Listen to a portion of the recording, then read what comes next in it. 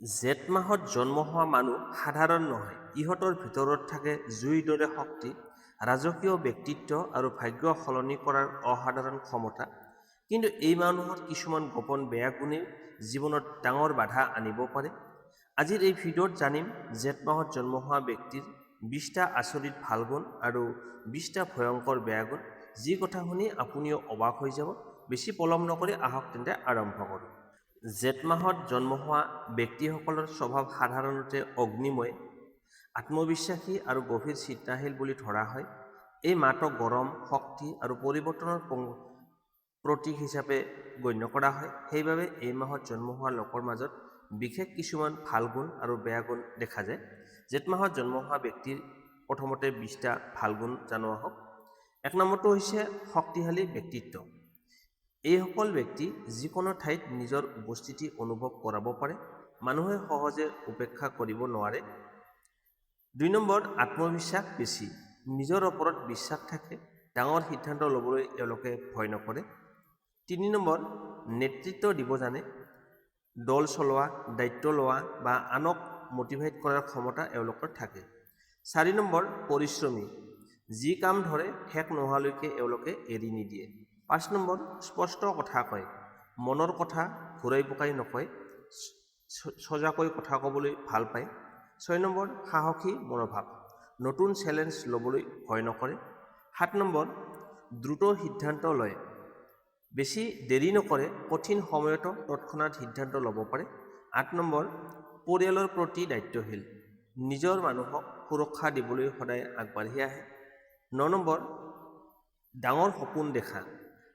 ডাঙৰ কিবা কৰাৰ ইচ্ছা এওঁলোকৰ মাজত থাকে। 10 নম্বৰ, আকৰ্ষণীয় ব্যক্তিত্ব। মানুহে সহজে এওঁলোকৰ প্ৰতি আকৃষ্ট হয়। 11 নম্বৰ, বন্ধুপ্ৰিয়। এওঁলোকে বহুত বন্ধু বান্ধৱ ভাল পায়। বন্ধুত্ব ৰক্ষা কৰিবলৈ যথেষ্ট এওঁলোকে চেষ্টা কৰি থাকে অহৰহভাৱে।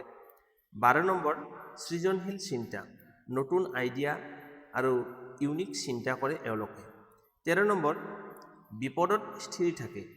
আন লোকৰ দৰে অন্য লোক পেনিক কৰিলেও ইহঁতে ঠাণ্ডা মাথাৰে চিন্তা কৰে, মানে এওঁলোকক যদি কোনোবাই দুখ দিয়ে তথাপিতো এওঁলোকে ঠাণ্ডা মাথাত স্থিৰ হৈ থাকে। 14 নম্বৰ, মান সন্মান ভাল পায়।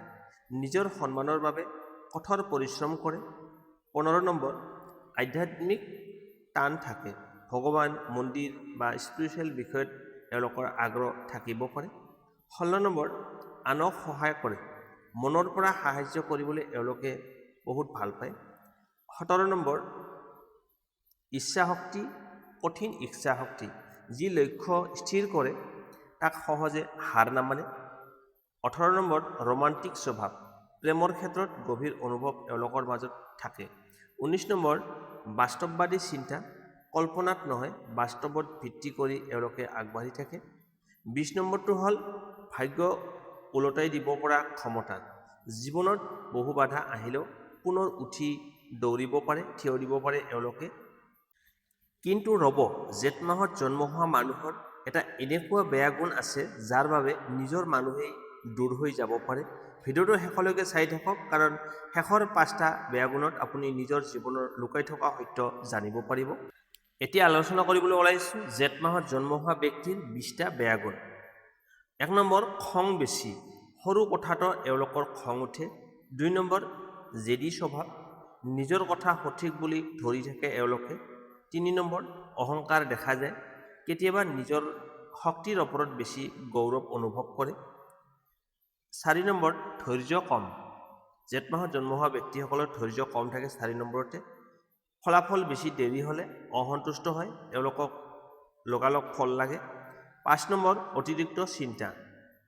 ৰাতি বহুত কথা ভাবি এওঁলোকে টেনশ্যন লয়। 6 নম্বৰ, সহজে বিশ্বাস নকৰে, সকলোকে সন্দেহৰ চকুৰে চায়। 7 নম্বৰ, কেতিয়াবা কঠোৰ ভাষা ব্যৱহাৰ কৰে। সত্য কথা কওঁতে আনৰ মনত আঘাত পায়। 8 নম্বৰ, অকলশৰীয়া ভাল পায়। মনৰ কষ্ট সহজে শ্বেয়াৰ নকৰে।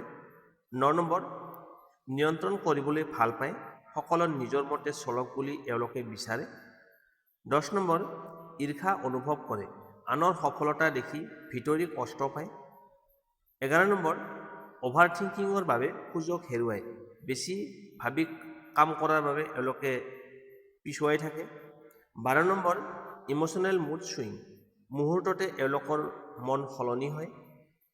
13 নম্বৰ যেতিয়ালৈকে জয় নপায় তেতিয়ালৈকে তেওঁলোকে শান্ত নাথাকে, মানে জয় নোপোৱালৈকে শান্ত নহয়। কম্পিটিশ্যন বেছি থাকে। 14 নম্বৰ খঙত বা ৰাগত ভুল সিদ্ধান্ত লৈ পেলাই ইনষ্টেণ্ট ৰিয়েকশ্যন দিয়া অভ্যাস থাকে এওঁলোকৰ। 15 নম্বৰ কেতিয়াবা চেল্ফ চেণ্টাৰ্ড হয়, নিজৰ অনুভৱক আগত ৰাখে। 16 নম্বৰ কষ্ট মনত ৰাখে, সহজে ফৰগিভ কৰিব নোৱাৰে।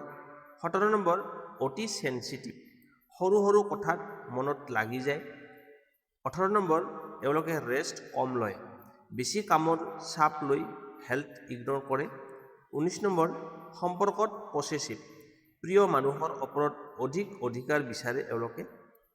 শেষৰটো হ'ল ভাগ্যৰ ওপৰত হতাশ হয়, কষ্ট পালে হঠাৎ সকলো এৰি দিবলৈ মন যায় এওঁলোকৰ।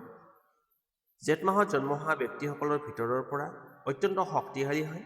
ইহঁতৰ জীৱনত সংগ্ৰাম থাকিলেও ভাগ্য সলনি কৰাৰ ক্ষমতা অসাধাৰণ। যদি খং, জেদ আৰু অতিৰিক্ত চিন্তা নিয়ন্ত্ৰণ কৰিব পাৰে তেন্তে জীৱনত ডাঙৰ সফলতা লাভ কৰিব পাৰে। এতিয়া লৈ আহিছোঁ জেঠ মাহত জন্ম হোৱা ব্যক্তিৰ বাবে বিশেষ প্ৰতিকাৰ। প্ৰতিদিনে সূৰ্য উদয়ৰ পিছত সূৰ্যদেৱক পানী অৰ্পণ কৰক। শনিবাৰে কলা তিল বা মাটিমাহ দান কৰিলে ভাগ্য শক্তিশালী হয়। খং আৰু জেদ নিয়ন্ত্ৰণ কৰিবলৈ ওম নমঃ শিৱায় এই মন্ত্ৰটো 108 বাৰ জপ কৰক। ঘৰত সদায় চন্দন বা কৰ্পূৰৰ সুগন্ধ ৰাখক, নিগেটিভ এনাৰ্জি কমে। তাৰপিছত মঙলবাৰে হনুমান চালিচা পাঠ কৰিলে বাধা বিঘিনি দূৰ হয়। অতি অভাৰ থিংকিং এৰিবলৈ ৰাতি শোৱাৰ আগতে চাকি জ্বলাই 2 মিনিট ধ্যান কৰক। তাৰপিছত ৰঙা বা সোণালী ৰং শুভ, বিশেষ দিনত এই ৰঙৰ বস্ত্ৰ পিন্ধা লাভজনক হয়। নেক্সট, গৰীব বা অসহায় মানুহক সাহায্য কৰিলে জীৱনত অদ্ভুত শুভফল দেখা যায়। তেনেহ'লে বন্ধু বান্ধৱীসকল, জেঠ মাহত জন্ম হোৱা ব্যক্তিসকলৰ জীৱন সাধাৰণ নহয়। ইহঁতৰ ভাগ্যত থাকে সংগ্ৰাম, পৰীক্ষা আৰু তাৰ পিছত এক ডাঙৰ সফলতাৰ সংকেত। এই মানুহবোৰ বাহিৰৰ পৰা কঠোৰ দেখা গ'লেও ভিতৰৰ পৰা বহুত ইমোশ্যনেল আৰু লয়েল হয়। যাক এবাৰ হৃদয়ৰ পৰা ভাল পায় তাক জীৱনৰ শেষ মুহূৰ্তলৈকে পাহৰিব নোৱাৰে। কিন্তু মনত ৰাখিব, খং, জেদ আৰু অতিৰিক্ত চিন্তাই ইহঁতৰ আটাইতকৈ ডাঙৰ শত্ৰু। যিদিনা নিজৰ মন আৰু শক্তিক নিয়ন্ত্ৰণ কৰিব শিকিব সেইদিনৰ পৰাই ভাগ্যৰ দুৱাৰ একেবাৰে খুলি যাব।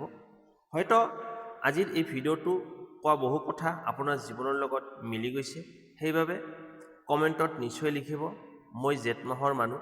ভিডিঅ'টো ভাল লাগিলে লাইক কৰক, শ্বেয়াৰ কৰক আৰু আপোনাৰ বন্ধু বান্ধৱ আৰু পৰিয়ালৰ লগত ভিডিঅ'টো শ্বেয়াৰ কৰি দিব আৰু চেনেলটো ছাবস্ক্ৰাইব কৰি বেল আইকনটো অন কৰি ৰাখিব যাতে আগন্তুক আহিবলগীয়া ভিডিঅ'সমূহ আপুনি সৰ্বপ্ৰথমে পাই যায়। কাৰণ আগলৈকে এনেকুৱা ৰাশিফল, জন্মমাহ আৰু ভাগ্যৰ গোপন তথ্য মই লৈ আহি থাকিম।